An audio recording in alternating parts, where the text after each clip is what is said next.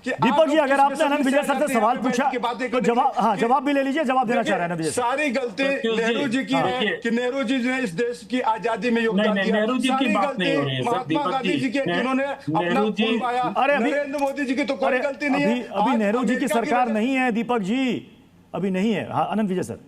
देखिए, मैं प्रत्युष इसी खतरे से नहीं बोल रहा था कि मुझे भी आपकी तरह अर्थशास्त्र न समझने वाले कोष्टक में रख दिया जाएगा। रख दिया दीपक जी ने, इसलिए मैं राजनेताओं से बहस नहीं करता। नीति की बात कर रहे थे दीपक जी, बहुत अच्छी बात कर रहे हैं, नीति पर ही बात होनी चाहिए। लेकिन नीति is supplemented and supported by आंकड़े ही होंगे ना। जब तक आपके पास आंकड़े नहीं होंगे तो नीति की जांच कैसे हो सकती है। तो मैंने तो बस सिर्फ आंकड़े रखे कि 10 प्रीसीडिंग ईयर्स का क्या था और बाद में 10 उनके बाद के जो ईयर्स थे उसमें क्या था। इसकी तुलना करने में कोई बुराई नहीं है। अब ये कोई नहीं कह सकता ना कि नेहरू जी के समय इकोसिस्टम जो था, प्राइवेट यूनिकॉर्न का इकोसिस्टम नहीं था, मनमोहन जी ने 3 कर दिया तो 3000 गुना बढ़ा दिया।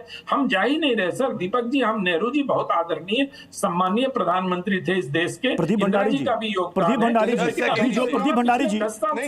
जी, अभी जो कीमतें बढ़ रही हैं, जैसा कि यहाँ पर डॉक्टर आशुतोष ने भी बताया कि अभी कम से कम 10 से 15 रुपए और तेल की कीमतें बढ़ सकती हैं। तो ठीक है, चलिए संकट का समय है, क्या जब संकट का समय टलेगा तो जनता को बड़ी राहत मिलेगी तेल की कीमतें सीधे स्लो डाउन करके? प्रदीप जी, पहली बात मैं स्वीकारता हूं अनंत विजय जी की कि बिल्कुल नेहरू जी एडवीना माउंटबैटन जी के बहुत खास थे और ये सब जानते हैं। इन्होंने कहा दूध की दाम, मुझे बताइए ये रहा अभी मई 21 2026 को, मई 21 2026 को ये रहा दूध के दाम 4 रुपए से केरला के अंदर बढ़ा दिए। दूध के दाम कांग्रेस पार्टी ने केरला में 4 रुपए से बढ़ा दिए। ये झूठे लोग बात करते हैं दूध के दाम कम करने की, केरला में सबसे ज्यादा दूध के दाम बढ़ा दिए। क्या बात करेंगे?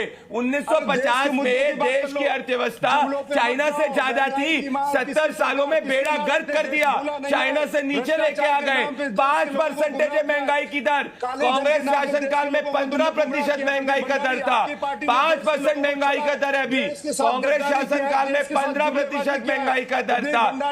अरे आप गद्दार हो, आपका पूरा गांधी वाड्रा परिवार गद्दार है, जो पाकिस्तान को न्यूक्लियर वेपन देने की बात कर रहा था, जो जवाहरलाल नेहरू सीआईए से पैसे लेने की बात कर रहे थे। अरे जाके 26,000 आतंकवादी हमले में पाकिस्तान के साथ करे। तुम लोग पाकिस्तानी आतंकवादियों से दिमाग खराब हो गया है। देश की जनता जवाब देगी। देश की जनता आने वाले 99 साल तक आपके घमंड को विपक्ष में रखेगी। ये सच्चाई है। क्या ये जो तेल के दाम लगातार बढ़ रहे हैं, आप कह रहे हैं क्वार्टर 1, क्वार्टर 2, क्वार्टर 3, आप कह रहे हैं क्वार्टर 3 में आप जाकर के कह रहे हैं कि हालात सुधरेंगे। अगर पेट्रोल के दाम मतलब मान लीजिए कि किसी स्टेट में 93 रुपए था, उसमें से बढ़कर के 25 से 30 रुपए बढ़े, तो क्या वो दाम जो वापसी होंगे, जिस रफ्तार से बढ़ रहे हैं उसी रफ्तार से वापस होंगे, या फिर लोगों के सामने स्थिर रहेगा 100 से ऊपर और वो मजबूर रहेंगे कि साहब बहुत घाटा हो गया, अभी भरपाई में कई साल लगेंगे? हाँ, देखिए इसमें 2 एस्पेक्ट है। एक प्रैक्टिकल एस्पेक्ट है कि महंगाई जब बढ़ती है फिर घटती तो हमने आज तक देखी नहीं है।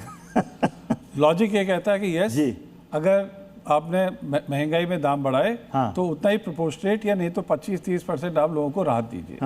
तो मेरी तो उम्मीद ये है कि अगर सरकार सही में लॉजिकल काम करे तो अगर हम ऊपर जा रहे हैं तो बहुत अच्छी बात है। नीचे भी अगर आ रहे हैं, माना $100 या $85-90 तक आते हैं या $65 या $70 तक आते हैं, तो आपको प्राइस रिडक्शन भी कम से कम 25%, 30%, 50% तक होना चाहिए। क्यों? देखिए इकोनॉमी तो रेवेन्यू से चलेगी ना, इकोनॉमी रेवेन्यू से चलेगी, कंपनी घाटे में तो काम कर नहीं सकती। तो मतलब क्या आम आदमी ये मान ले कि अगर कीमत बढ़ करके 110-115 के आसपास जाती है प्रति लीटर, वो घटेगी नहीं 100 से नीचे कभी? भाई हमने तो देखा नहीं। आज भी कल मैं मार्केट से नींबू लेके आया, 120 रुपए के 6 नींबू आए। तो वो तो 120 के 4 तो 120 के 10 तो होने वाले हैं नहीं, तो उसी के आधार पर बढ़ेंगे वो। देख लो अपने पप्पा को। ऋतुराज झा जी, क्या वैट को लेकर के राज्य सरकारें इस पर विचार करेंगी? क्योंकि देखिए जो मार पड़नी थी पड़ गई, हो सकता है अभी आगे भी पड़ेगी चरणबद्ध तरीके से, लेकिन जनता को राहत जहां जहां जिनकी सरकार है, क्या वैट में थोड़ी सी कमी करके दी जा सकती है या नहीं? उधार भी तो बहुत ले रखे हैं लोगों ने, कैसे? प्रत्युष खरे जी, मैं आपसे यही कह रहा था कि देखिए जब आप समय अच्छा था, क्रूड ऑयल सस्ता थे, कोरोना काल से लेकर के 2-3 साल के अंदर आपने बहुत पैसा कमाया। आज अगर संकट का काल है तो एक तरफ ईरान तेल दे रहा है ना, ईरान तेल, अगर हम ईरान से तेल लेंगे तो हमारा स्ट्रेट ऑफ हॉर्मुज भी खुल जाएगा, हमारा संकट खत्म हो जाएगा। लेकिन डर किस बात का है? ऊपर से अनंत विजय, हम लोग रशिया से भी तेल ले रहे हैं, हम वेनेजुएला से भी तेल ले रहे हैं। कितना झूठ बोलोगे आप? कितना झूठ बोलोगे आप? कितना झूठ बोलोगे यार? अरे वो कह रहे हैं आप मेरे बीच में बोले थे, आप मेरे बीच में बोले थे।